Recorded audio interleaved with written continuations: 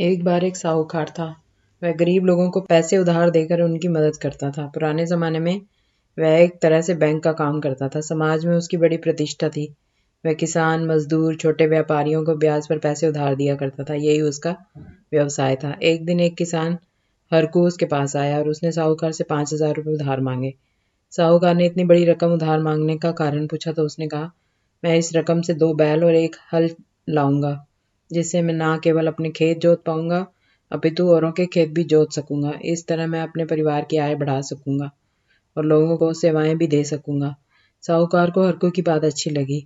सबसे बड़ी बात यह थी कि हरकू यह रकम शादी ब्याह जैसे खर्चे के लिए नहीं ले रहा था, अपितु अपनी आमदनी बढ़ाने के लिए ले रहा था। साहूकार ने उसे 5,000 रुपये उधार दे दिए। हरकू ने इस रकम को 2 साल में लौटाने का वचन दे दिया।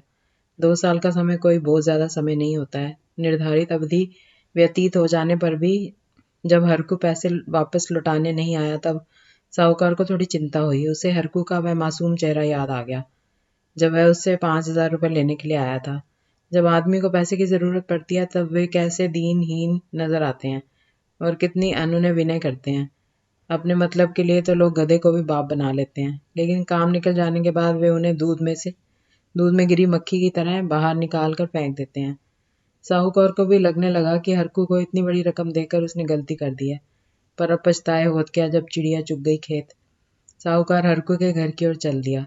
यह जमाने का दस्तूर है कि उधार मांगने के लिए कर्जदार खुद चलकर साहूकार के पास आता है और वसूली के लिए साहूकार को ही चलकर कर्जदार के पास जाना पड़ता है। साहूकार सोच रहा था कि आखिर हरकू जमाने की रीत ही तो निभा रहा है, कोई पृथक काम तो नहीं कर रहा है। वह सोचता हुआ हरकू के घर पहुंच गया। हरकू के घर पर कोई नहीं था। एक छोटी सी बच्ची बैठी हुई थी जो खेल रही थी और बीच बीच में चूल्हे पर रखे भात को देख भी रही थी। साहूकार ने इधर उधर चारों ओर देखा मगर उसे उस बच्ची के सिवाय और कोई नजर नहीं आया। अंत में उसने उस बच्ची से पूछा, तुम्हारा नाम क्या है बेटा? जी मेरा नाम मुनिया है, बच्ची ने बड़ी मासूमियत से कहा। और तुम्हारे पिता का क्या नाम है? जी मेरे पिताजी का नाम श्री हरक सिंह है। अब साहूकार को यकीन हो गया कि यह बच्ची हरकू की ही है, इसलिए उसने आगे पूछा, तुम्हारे पिताजी कहाँ हैं बेटी? इस सवाल पर मुनिया खामोश रही। साहूकार ने फिर से वही सवाल पूछा तो मुनिया बोली, अब आपको क्या बताऊं साहूकार जी कि मेरे पिताजी कहाँ हैं? मैं कुछ बताऊंगी तो आप उसे छोटा मुंह बड़ी बात तो नहीं कह देंगे ना? साहूकार उसके बड़े लोगों की तरह बात करने से खुश हो गया और बोला, अरे नहीं बेटी, आप तो बेझिझक कहो जो कहना है। कहाँ है आपके पिताजी? जी वे स्वर्ग का पानी रोकने गए हैं। साहूकार कुछ समझा नहीं, फिर भी उसने पूछा, और तुम्हारा भाई? वे बिना झगड़ा के झगड़ा करने गए हैं। इन दोनों सवालों का जवाब सुनकर साहूकार बड़ा आश्चर्यचकित हुआ। छोटी सी मुनिया किसी पहेली सी नजर आ रही थी। साहूकार ने फिर पूछा, तुम्हारी माँ कहाँ है? वह 1 का 2 करने गई है। साहूकार इस जवाब से और भी आश्चर्यचकित हुआ और उसने फिर पूछा, अच्छा तो तुम घर में बैठकर क्या कर रही हो? जी मैं अपना भविष्य देख रही हूँ। इस जवाब से साहूकार चौंक पड़ा। चारों सवालों के जवाब बड़े गूढ़ थे, जो उसकी समझ से परे थे। छोटी बच्ची ने सही कहा था कि छोटा मुंह बड़ी बात तो नहीं लगेगी ना। वास्तव में यही लग रहा था साहूकार को। उसने मुनिया से कहा, बेटी आपने जो जवाब दिए उनका मतलब समझ में नहीं आया है मुझे। यदि तुम इनका मतलब समझा दो तो मैं तुम्हें मुंह मांगा इनाम दूंगा। और बताओ क्या इनाम चाहती हो? आप सही में इनाम देंगे? एक छोटे से चेहरे पर अविश्वास के भाव थे। बिल्कुल जो मांगोगी वही मिलेगा। आप बताओ, क्या आप अपना कर्ज और ब्याज दोनों माफ कर देंगे? हाँ कर दूंगा, आप तो जवाब दो। साहूकार उन सवालों के जवाब का अर्थ समझने के लिए बेताब था। मैं आज जवाब नहीं दे सकती हूँ, कल दूंगी। आप कल इसी समय आना। साहूकार के पास और कोई विकल्प नहीं था। वह मन महसूस कर चला गया। अगले दिन साहूकार फिर हरकू के घर गया। वहां पर मुनिया खेल रही थी। उसने कहा, अब बताओ बेटी उन जवाबों का अर्थ। आपको अपना वचन याद है ना? हाँ याद है, मैं अपना सारा कर्ज माफ कर दूंगा, आप तो बताओ। ठीक है कहकर वह घर के अंदर गई और सब घर वालों को बाहर बुला लाई।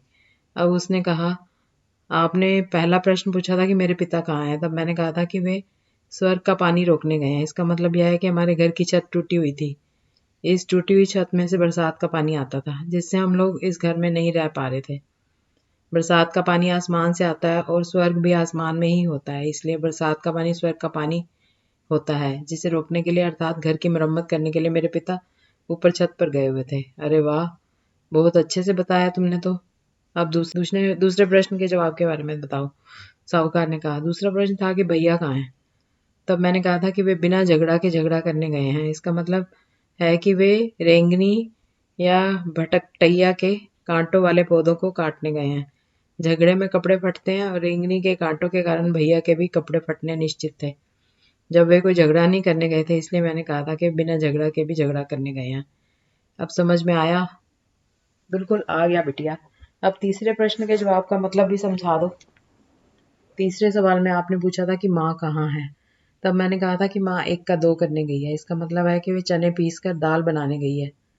एक चने से दो दाल बनती है ना, इसलिए मैंने कहा था कि वे एक से दो करने गई है। बहुत बढ़िया, बहुत बुद्धिमान हो बिटिया तुम। अब चौथे प्रश्न के जवाब का भी मतलब समझा दो। चौथे प्रश्न में आपने पूछा था कि मैं क्या कर रही हूँ। तब मैंने कहा था कि मैं अपना भविष्य देख रही हूँ। तब मैं चूल्हे पर भात पका रही थी। भात पकाया या नहीं ये जानने के लिए चावल के कुछ दाने देखकर मैं निर्णय कर रही थी कि भात पकाया या नहीं। अगर भात जल जाता या कच्चा रह जाता तो माँ मेरी पिटाई करती।